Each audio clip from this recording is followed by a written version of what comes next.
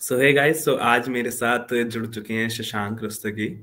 तो इन्होंने अभी recently he triple IT Delhi में एडमिशन लिया है। तो आज हम इनसे जानेंगे इनका गेट का एक्सपीरियंस किस तरीके का था, और ट्रिपल आईटी दिल्ली में किस तरीके की स्टडीज जो है फर्स्ट सेमेस्टर में पढ़ाई जाती हैं, और किस तरीके का एक्सपीरियंस जो है इनका चेंज हुआ है अपने प्रीवियस कॉलेज से और ट्रिपल आईटी दिल्ली में। तो हेलो शशांक। हेलो। सबसे पहले तो बहुत बहुत बहुत कॉन्ग्रेचुलेशन कि आपको ट्रिपल आईटी दिल्ली मिल गया एंड में। थैंक यू सो और मच। इस बार की रैंक के लिए भी काफी ज्यादा आपको कॉन्ग्रेचुलेट करूंगा, क्योंकि आपने पिछली बार भी गेट दिया था तो उतनी अच्छी रैंक नहीं आ पाई थी। सो सबसे पहले शशांक, आप अपना कुछ बैकग्राउंड आप बता सकें। ओके, तो बेसिकली मैंने बीटेक करा है आईपी यूनिवर्सिटी दिल्ली से। और मुझे मतलब म्यूज़िक में इंटरेस्ट है। और बीटेक के बाद मैंने गेट देने का डिसीजन लिया था। और मैंने रवि सर से अपनी कोचिंग की थी जब मैं थर्ड ईयर में था अपना। और मैं अपने कॉलेज में यूनिवर्सिटी टॉपर भी रह चुका हूँ। और ओके। उसके बाद मतलब मुझे मोटिवेशन आई थी कि मैं गेट देता हूँ। Basic introduction. ओके। सो अभी आपने बताया कि आप जॉब करते हुए आपने गेट को प्रिपेयर किया। सो आपको क्या क्या चैलेंजेस मतलब फेस करने पड़े जॉब करते वक्त। तो जॉब करते वक्त मेन चैलेंजेस यही रहते थे कि हमें लगता है कि 9 आवर्स का जॉब होता है, लेकिन एक्चुअली 9 आवर्स का नहीं होता, उससे ज़्यादा का ही होता है। हमारा पूरा दिन निकल जाता है, हमें पता ही नहीं चलता। एंड मैं टाइम मैनेज नहीं कर पाता था। मैं ये नहीं कह रहा कि बाकी लोग नहीं कर सकते, बट पर्सनल एक्सपीरियंस से बता रहा हूँ कि नहीं कर पाता था टाइम मैनेज। और उसकी वजह से प्रिपरेशन मतलब ऐसे कभी हो पाती थी, कभी नहीं हो पाती थी, एक सीरियसनेस नहीं आती थी। और सैलरी मिल रही होती थी तो फिर इतना एक माइंड चेंज हो जाता है आदमी का कि जॉब कर रहे हैं और धीरे धीरे सब हो जाएगा अपने आप। लेकिन वो सीरियसनेस चाहिए होती है, गेट एग्जाम कोई मजाक नहीं है। तो इसको प्रॉपर सीरियसनेस रिक्वायर्ड है। तो मेन चैलेंज होता है टाइम मैनेजमेंट। तो वो मैंने आपसे शेयर कर दिया। तो ऐसा होता है कि बहुत लोग एक बार जॉब के फेज में अगर घुस जाते हैं तो वो चाहते हैं कि हम उसी लेडर को ऊपर बढ़ते रहें। तो करेक्ट। आपका क्या मोटिवेशन था कि आपने गेट की तरफ अपना रुख अपनाया। मैं स्टार्टिंग से ही गेट के लिए मोटिवेटेड था। मैं थोड़ा सा भटक गया था, लेकिन मैंने उसको छोड़ा नहीं, उस रास्ते को। मैं वापस उस रास्ते पे आया। एंड मेरे लिए मोटिवेशन यही था कि मुझे चैलेंजेस लेना पसंद है। तो मैं अपने कॉलेज के अंदर भी बिल्कुल बेसिक स्टूडेंट से होकर मैंने अपने कॉलेज में अपना पहले तो अपने कॉलेज में फर्स्ट रैंक लेके आया। एंड फिर एक एक दो सेमेस्टर बाद यूनिवर्सिटी में मैंने टॉप किया था। तो उससे मुझे मोटिवेशन मिली कि अगर मैं, और मेरा यूट्यूब चैनल भी है तो उससे भी मेरे को काफ़ी ज़्यादा मोटिवेशन मिलती रही थी। तो फिर मैंने सोचा था कि थोड़े थोड़े चैलेंजेस हमें लेते रहने चाहिए लाइफ के अंदर। तो गेट इसलिए भी लिया क्योंकि मुझे मास्टर्स करना था। गेट इसलिए भी दिया क्योंकि मुझे मास्टर्स करना था कंप्यूटर साइंस में। एंड मुझे सब्जेक्ट्स को और अच्छे से प्रिपेयर करना था, क्योंकि हम जब गेट के लिए पढ़ते हैं तो जो बीटेक में हम जनरली पढ़ते हैं तो इतने ध्यान से नहीं पढ़ते अगर हम छोटे कॉलेजेस से होते हैं तो। लेकिन जब आप गेट के लिए प्रिपेयर करते हो आपको इन डेप्थ जाके पढ़ना पड़ता है। हर एक कॉन्सेप्ट आपको अच्छे से पता होना चाहिए। तो वो प्रिपरेशन अपने आप में ही एक अलग जर्नी होती है। सो जैसा कि आपने बताया कि आपने रवि सर से कोचिंग ली थी, तो टेस्ट सीरीज भी क्या आपने उन्हीं की इस्तेमाल की या कोई और हाँ, टेस्ट सीरीज भी तो इस्तेमाल फर्स्ट की। अटेम्प्ट मैंने गेट 2019 में दिया था। उस टाइम पे मैं बिल्कुल, मुझे कोई आइडिया नहीं था कि क्या होता है ये सब। तो रवि सर की ही टेस्ट सीरीज प्रोवाइडेड थी। मैंने मेड इजी की भी टेस्ट सीरीज नहीं ली थी, मैंने एस की कुछ नहीं ली थी।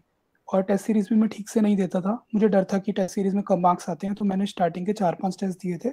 उसके बाद मैंने सोचा था कि मैं कॉन्सेप्ट्स कर लूंगा तो मैं कुछ भी कर सकता हूँ। मैंने टेस्ट सीरीज दी ही नहीं थी। तो ये मेरी ओके। सबसे बड़ी गलती थी फर्स्ट अटेम्प्ट में। सेकेंड अटेम्प्ट में मैंने टेस्ट सीरीज ले ली थी। मैं देता भी था उसको।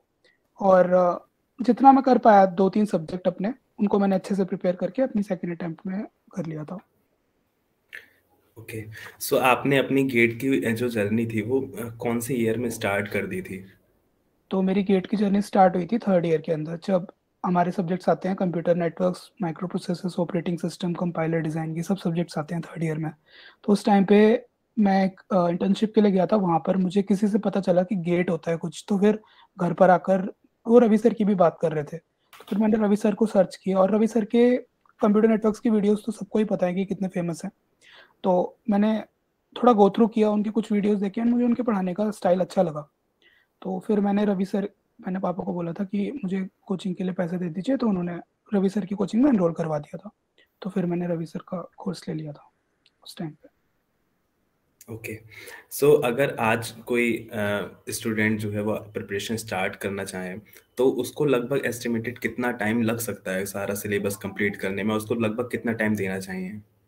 मेरे हिसाब से मेरी जो थर्ड अटेम्प्ट थी उससे मुझे ये सीखने को मिला है कि टोटल 6 महीने चाहिए होते हैं, 5 से 6 महीने आर मोर देन इनफ। अगर आप कंसिस्टेंटली 5 से 6 घंटे पढ़ते हैं, जिसमें से आप क्वेश्चन भी सॉल्व कर रहे हो नहीं 5 से 6 घंटे के अंदर, बट आपको डेली वो 5 to 6 आवर्स देने पड़ेंगे।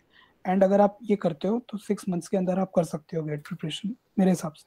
If you have basics in mathematics, अगर आपके मैथ्स बहुत स्ट्रांग है, आपने बीटेक में अच्छे से मैथ्स की है, तो इजीली हो जाएगा। और एप्टीट्यूड भी एक अच्छा अमाउंट ऑफ रोल प्ले करता है गेट में।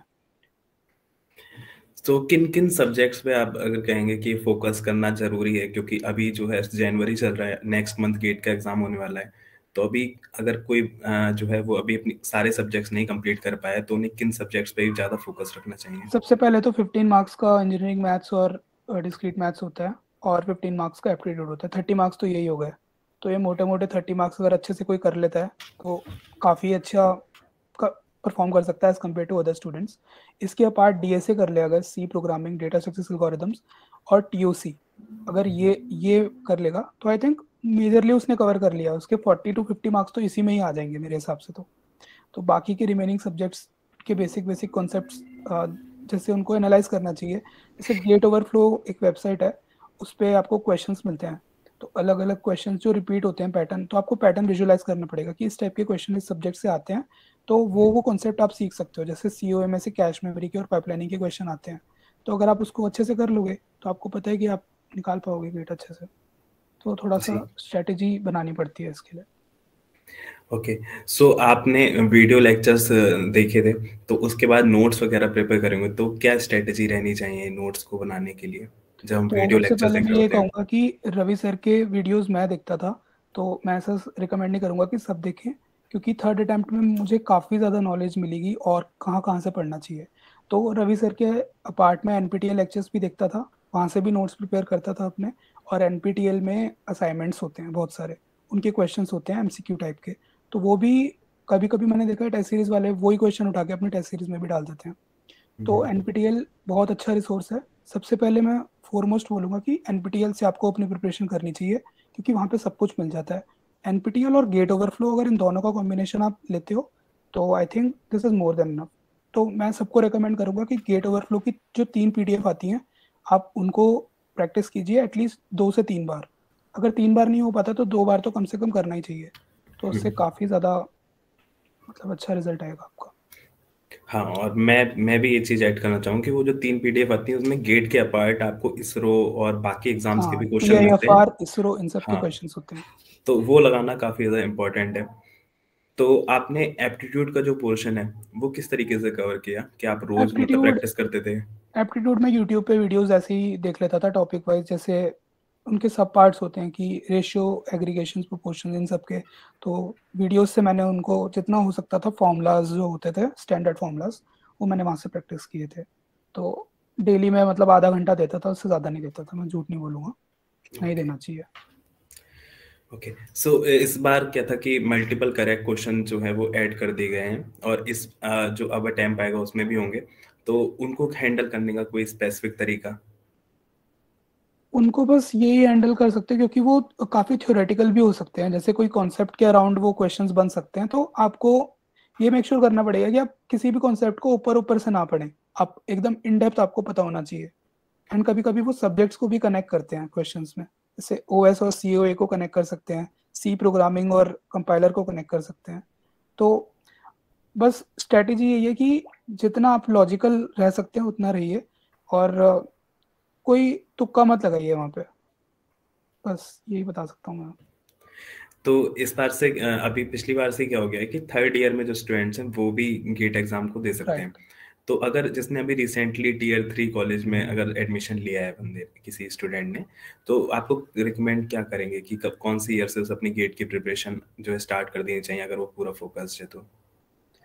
आई थिंक जितनी जल्दी हो सके उतनी जल्दी कर देना चाहिए। जैसे फर्स्ट ईयर मिलता है, सब लोग चिल करते हैं, तो उसमें वो एप्टीट्यूड और इंजीनियरिंग मैथ्स अच्छे से कंप्लीट कर सकता है अपनी, कोई चाहे तो।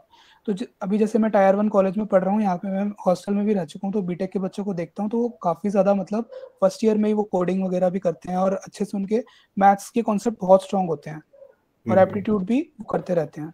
तो मेरे हिसाब से तो फर्स्ट ईयर से ही सब कुछ स्टार्ट कर देना चाहिए। जैसे ही आप घुसे हो, आपको वो एनर्जी रखनी चाहिए, लूज नहीं करनी चाहिए एनर्जी।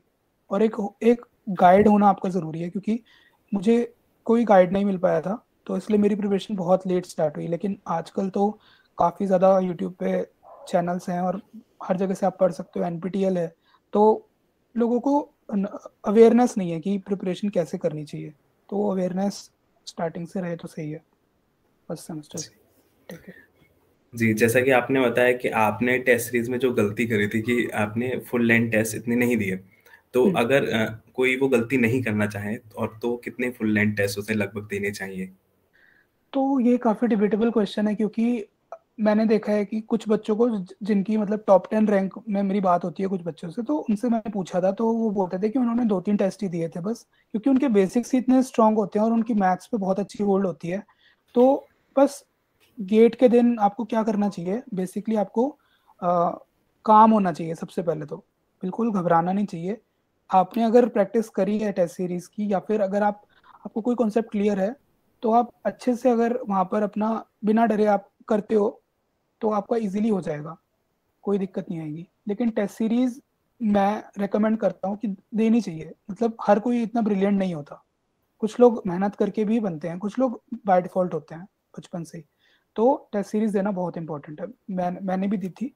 तो आई थिंक स्टार्ट ऐसे करना चाहिए जैसे, अभी तो जैसे जनवरी है, लेकिन मैं आने वाले बच्चों के लिए बता रहा हूँ कि सबसे पहले आप कोई टॉपिक खत्म करते हो तो उसका टॉपिक वाइज टेस्ट दे दो।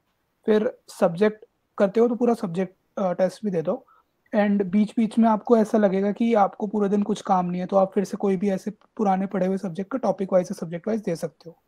और लास्ट में नवंबर, मोस्टली नवंबर दिसंबर से आपको फुल लेंथ टेस्ट दे देने चाहिए। आपको सिलेबस आपका पूरा कंप्लीट हो जाना चाहिए।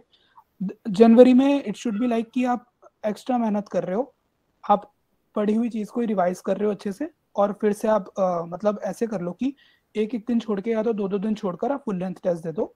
और उस टाइम पे दो कि जैसे अगर आपका मॉर्निंग स्लॉट है तो आप उस हिसाब से उठो, और प्रॉपर वहाँ पे बैठकर जैसे आपका गेट एग्जाम है वैसे आप प्रिपेयर करो, तो वो बेटर रहेगा मेरे हिसाब से। ओके।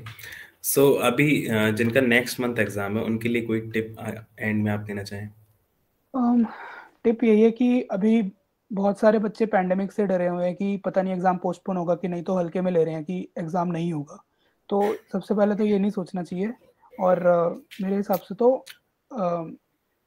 नेगेटिविटी अवॉइड करनी चाहिए, और जितने कम लोगों से बात कर सकते हो अभी इस टाइम पे उतने कम लोगों से बात करो, एंड सिर्फ अपने एग्जाम पे फोकस करो। ये आपकी खुद की जर्नी है। एंड आप को ये बिलीव करना है कि जब आपने जर्नी स्टार्ट करी थी, आप एक एनर्जी से आप आए थे इस जर्नी में, तो आपको वही जर्नी, वही एनर्जी आपको कंटिन्यू करनी है। और आपको मतलब हिम्मत नहीं हारनी है, क्योंकि अभी ही आपका एग्जैक्ट पेशेंस टेस्ट होने का टाइम आ चुका है। तो आपको यहाँ पर अगर आप थोड़े से भी डगमगा गए तो प्रॉब्लम हो जाएगी। तो इसलिए अभी बिल्कुल भी डरना नहीं है। और आपने मेहनत करी है तो इवेंचुअली हो जाएगा, कोई डरने की बात नहीं ओके। सो अभी मैं आपके कॉलेज की बात कर ले रहा हूँ, क्योंकि गेट की हम लोगों ने आपसे काफ़ी सारी चीज़ें जो है वो सीख ली। तो अभी आपने ट्रिपल आईटी दिल्ली को ज्वाइन करा है, तो बहुत से लोग जानना चाह रहे हैं कि ट्रिपल आईटी दिल्ली का कैसा एटमॉस्फेयर है, वहाँ किस तरीके का प्लेसमेंट्स है और वहाँ रिसर्च किस तरीके की है, तो उस पर आप कुछ बता सकें तो। है। रिसर्च तो यहाँ पे इंडिया में मतलब टॉप इंस्टीट्यूशंस जितनी ही बहुत अच्छी है, मतलब इंडियन इंस्टीट्यूट ऑफ साइंस के लेवल की यहाँ पे रिसर्च होती है। और बेसिकली हमारा कॉलेज रिसर्च के लिए ही जाना जाता है all over India, all over the world.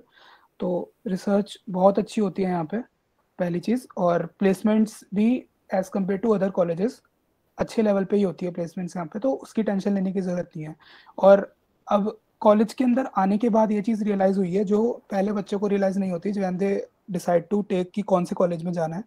तो हम देख देख पा रहे हैं कि ट्रिपल आईटी हैदराबाद और बैंगलोर के भी बच्चे सेम ही कंपनीज में प्लेस हो रहे हैं जितने हमारे कॉलेज के बच्चे प्लेस हो रहे हैं। जैसे कॉलकॉम के अभी मैं लिंक्डइन पे पोस्ट पढ़ रहा था, तो दोनों तीनों कॉलेजेस के बच्चे ऑलमोस्ट वहीं पे ही प्लेस हो रहे हैं। तो ये मैटर नहीं करता है कि ये कॉलेज इससे अच्छा है, कॉलेज उससे अच्छा है। अपॉर्चुनिटीज हर जगह आती हैं, कंपनीज हर जगह आती हैं। आपको कॉलेज के अंदर जाने के बाद आपको कोडिंग करनी पड़ेगी, तो आप स्टैंड आउट कर सकते हो। आपका कंपटीशन बेसिकली आपके कॉलेज के बच्चों से है, ठीक है? तो आपको वो चीज़ देखनी चाहिए, और ये नहीं सोचना चाहिए कि कौन से कॉलेज में कितना हो रहा है, कि यहाँ पे इतना एवरेज है, इतना मीडियन है। तो आपको अपने लिए देखना चाहिए, आपको स्टैंड आउट करना है दूसरे बच्चों। ओके, सो अभी फर्स्ट सेम आपका सक्सेसफुली हो गया है, तो आपने कौन कौन से कोर्सेज लिए थे, कौन कौन से कोर्सेज पे फोकस हुआ है? तो हमारे यहाँ पे ऐसे होते हैं, यहाँ पे बकेट्स होती है, जैसे थ्योरी बकेट होती है, एक हमारी मोबाइल कंप्यूटिंग बकेट होती है, एक हमारी वेब की बकेट होती है। तो अभी फर्स्ट सेमेस्टर में हमने अपनी थ्योरी बकेट में से एक कोर्स लिया था which is known as graduate algorithms. तो इसमें जो भी हम एल्गोरिथम्स पढ़ते हैं, जैसे रिकर्जन हो गया, डीपी हो गया, और बैक ट्रैकिंग हो गया, तो इसके हम इन डेप्थ जाते हैं, अच्छे से इसको पढ़ते हैं, इनके प्रूफ ऑफ करेक्टनेस ये सब देखते हैं, और उन्हीं उन्हीं के क्वेश्चंस होते हैं। तो थ्योरी का कोर्स है ये, तो काफ़ी ज़्यादा मुझे मतलब मुश्किल लगा ये कोर्स एज कम्पेयर टू अपने बीटेक में जो भी हमने पढ़ा था उससे, तो काफ़ी अच्छा था। और एक टायर वन की कॉलेज की मतलब टीचिंग तो आप पता कर ही सकते हैं कि कितनी अच्छी होगी, क्योंकि हमारे इंटरनेशनल प्रोफेसर्स भी होते हैं, और सब मोस्टली सारे टीचर्स ही बाहर से पीएचडी करके आए हुए हैं। और दूसरा सब्जेक्ट था मेरा डेटा माइनिंग, जिसके अंदर हमने मतलब मशीन लर्निंग के ही एक सबसेट होता है डेटा माइनिंग। तो उसमें हमने डेटा को कैसे हमने प्री प्रोसेस किया वो सब सीखा, और फिर कैसे उसमें से पैटर्न्स निकाले। तो उसके ऊपर एक कोर्स था पूरा, साइकिट लर्न लाइब्रेरी हमने यूज़ की थी। और तीसरा कोर्स जो मैंने लिया था that was foundation of computer security. ये ज़्यादा बच्चों ने नहीं लिया था, हमारे बैच से 4-5 बच्चों ने लिया था, जिसमें से मैं था। तो इसमें हमने एक सिक्योर वेबसाइट बनाई थी, जिसमें हमने क्रिप्टोग्राफी का भी यूज़ किया था, और हमने इसमें बेसिकली सिक्योरिटी के ऊपर फोकस था ये।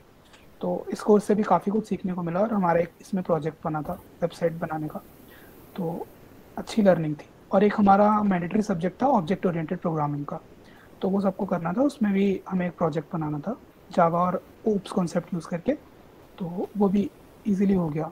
तो अच्छा एक्सपीरियंस था।